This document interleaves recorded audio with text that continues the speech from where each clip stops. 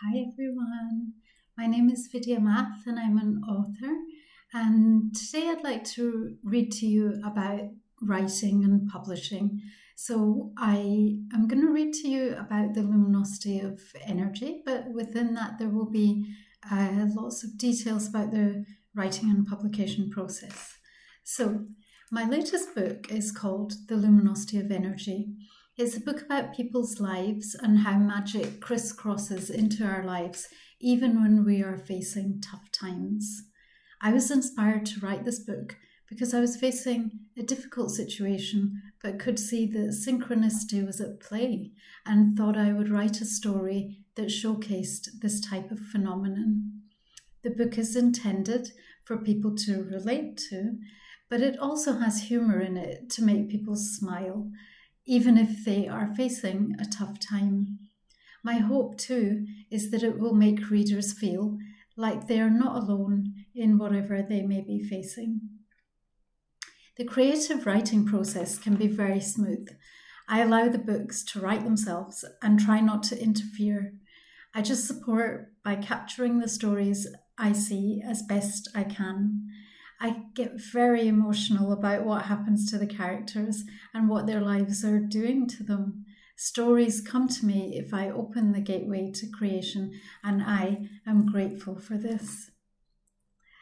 When the inspiration for a book first hits, I'm usually pretty taken aback because most of the books I've written are not ones I plan to write. For example, there is a book I am currently working on, and it came to me when I went to see a friend playing in a concert. To be honest, it was the first time in a long time I had had an opportunity to rest, and I was resting my head against a pillar in the beautiful venue the concert was being played in, grateful for some time to just be entertained by lovely music. However, suddenly, I started to see a whole plot for a book, very unexpectedly. Well, I say whole plot, but books are very clever.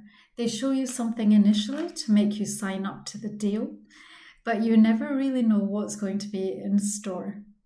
I haven't had much time to work on this particular book yet, and I can't wait for the opportunity to continue working on it. Life as a writer can get very busy, particularly if writing is not your actual job that pays an income. Writing is necessarily time intensive, so it's hard to squeeze it in when there are all the usual other demands on your schedule. I remember after I wrote my first book, The Book of Stamps, I couldn't face writing the sequel at the time, as I knew that I would have to live and breathe the sequel as I had done the first book, and that can be quite a massive task to take on.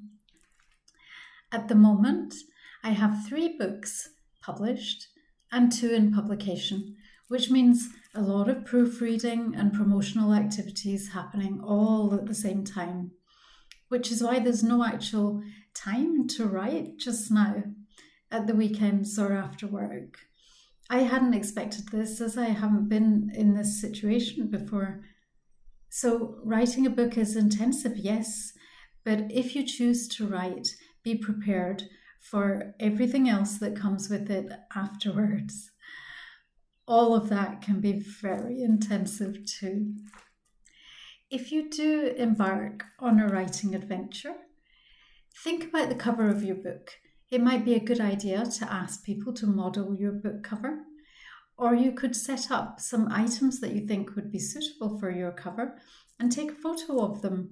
Using photos like this can then enable you to derive your book cover from a solid starting point.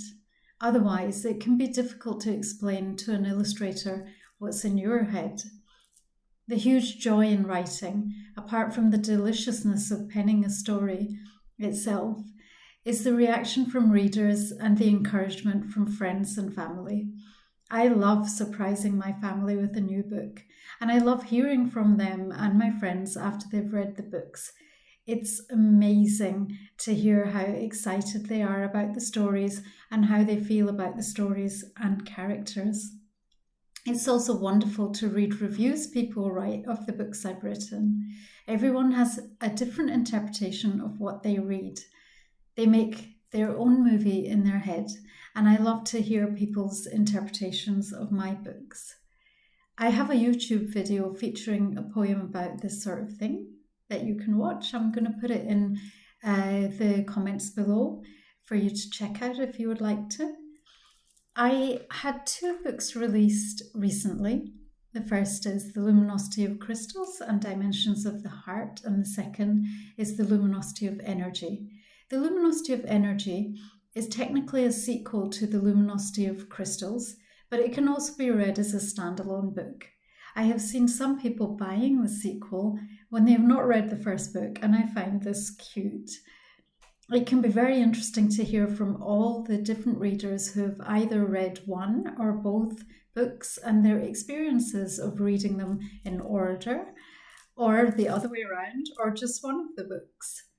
I look forward to it with anticipation and intrigue. That kind of thing ends up entertaining and delighting me, which is one of the many unexpected results of writing books. When the books first come to me, and throughout the time I am busy working on them, I'm absorbed in the world or worlds I'm taken to. So I don't have time to wonder about how people will feel when they start to visit those worlds themselves.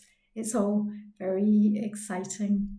Hard work, yes, but great rewards and a lot of satisfaction, and hopefully extremely delightful for the dear readers who pick up the books I write to read them. So this article is actually on the Table Read magazine. So if you would like to check it out, that's what the article looks like. And in fact, I'll give you the whole picture. And I will put a link to this article in the comments below. And if you read any of these books, then I hope you really love them. But I also hope that you are looking after yourself and that you're having a good day. And I will see you again soon. Take care.